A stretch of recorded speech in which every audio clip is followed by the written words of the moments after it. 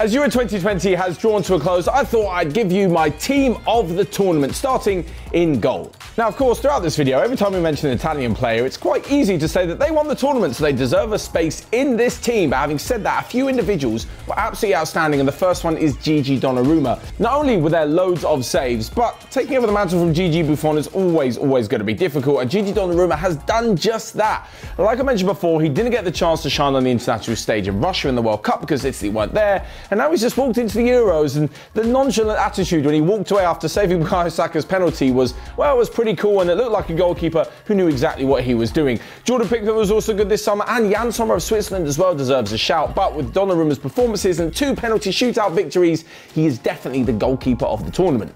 Oh, and he also won player of the tournament as well, so it's hard to argue against that one. Moving into the right back spot, and it's Spain's Cesar Azpilicueta. This one was very interesting for me because when you look at the Spain squad as a whole, it looks like they're planning for a new generation of player. I mean, in goal, David De Gea was taken out and Unai Simon was trusted. You've got Pedri, who was trusted in the centre of midfield. Various other players, Pau Torres and Aymeric Laporte in the central defence, and with Sergio Ramos not being in the squad, it looked like they very much went for the new rather than the old. Having said that, there were 3 more experienced players in the squad, Busquets, Alba and Cesar Azpilicueta, and I think he was absolutely fantastic.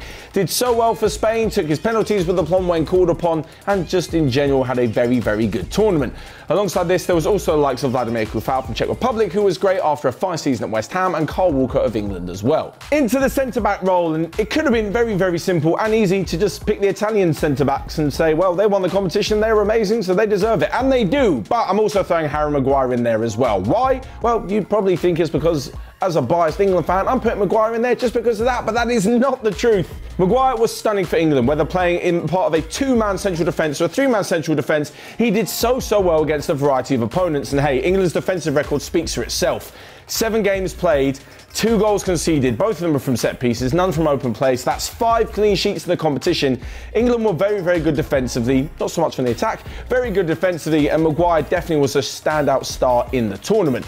Of course, behind him I've got Leonardo Bonucci and also Simon Kjær as well from Denmark, who proved himself to be a brilliant leader both on and off the pitch. But talking of Bonucci, I could not have at least one Italian centre-half in there, and Chiellini just summed up everything it means to be not only a great centre-back, but a great Italian centre-back as well. He did absolutely everything and fully deserved to lead his team to victory and be the guy that helped Italy lift their 2nd European Championship trophy. Into the left-back position though, and actually could have picked an Italian left-back if it wasn't for the fact he missed the last 2 games to injury, and I feel so bad for Spinazzola because he had an incredible tournament. He was so good, and it wasn't that he was unknown before the tournament, it's just when you were picking out the top left-backs to play this summer, he might not have been in the top 4 or 5, but he proves himself to be an absolute gem of a player, and it's a real shame that he may be out for up to 6 months. Alongside him, there was Joachim Mæhle as well, who had a brilliant tournament with Denmark, but for me, the best left-back goes to Luke Shaw. He was so good. Probably one of England's best players, if not the 2nd best player,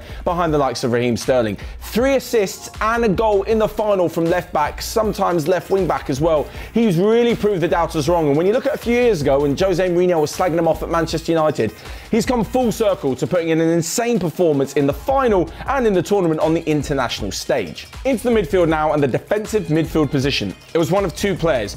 You've either got the player who dictates the tempo, who's a stunning passer, and of course, like we mentioned before, took home the trophy, and that is Jorginho. And on the flip side, there's Pierre-Emile Højbjerg, who did such a fantastic job at leading the midfield for Denmark. And on top of this, not really known for his assists or his goal contributions, but he managed to get 3 assists for the team as they made it all the way to the semi-finals of the competition. He was so impressive at Denmark, and considering the tournament they had, or the start to the tournament they had, obviously with Christian Eriksen losing the first 2 games, I really think he showed himself to be a pivotal part of the team and one of the best defensive midfielders in Europe. And it's for this reason that I've just picked him over Jorginho.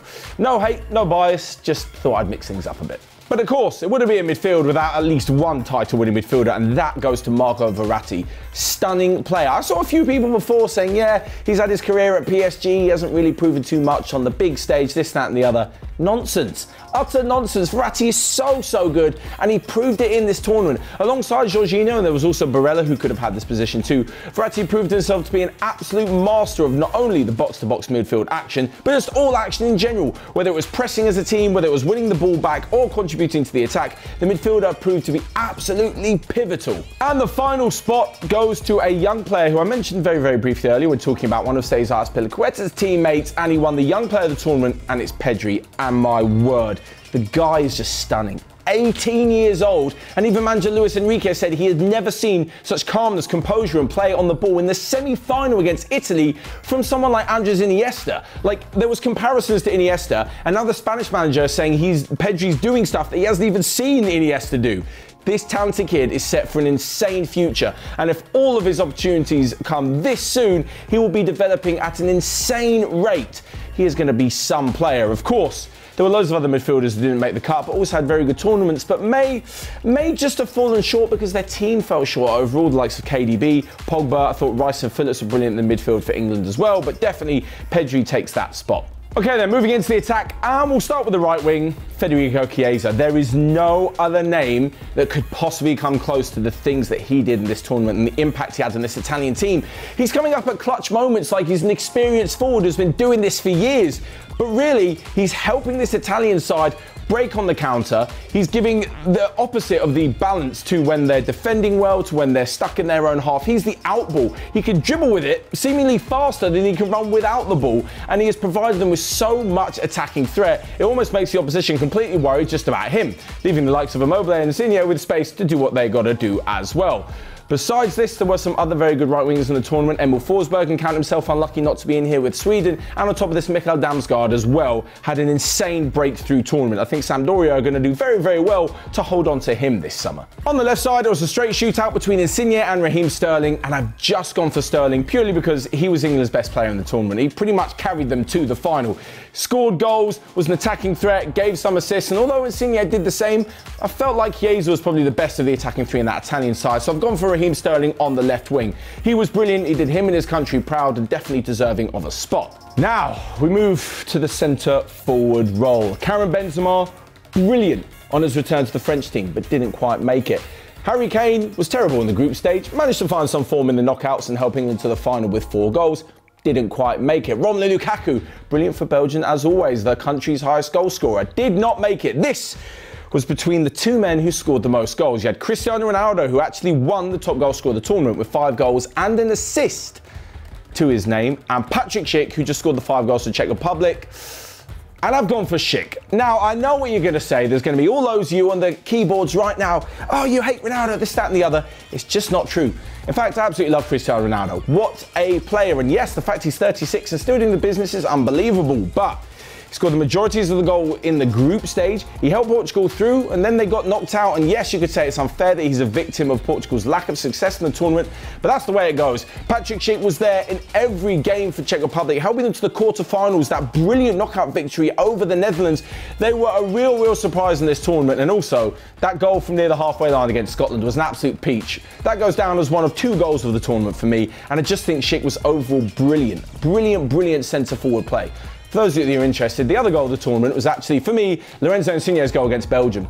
Cut inside, curled it far corner. It was beautiful. So there you have it, my team. But I cannot go without also mentioning the manager of the tournament, and yes, it's Roberto Mancini. He was so good at club level, and that honestly doesn't necessarily transfer over to international level. We've seen so many managers who are great at club level, terrible at international, and vice versa. I mean, Gareth Southgate for one of them. But Roberto Mancini's managed to take everything that he's learned at club level and where he's been so successful, bring it into the international team, bring together a core group of players all pulling in the same direction, some brilliant tactics like in the final, going 1-0 down to England so soon, but in the second half they were brilliant, absolutely brilliant. A 34-game winning streak, I think it is now, bringing home the title, winning every single game apart from the draw against Spain and England.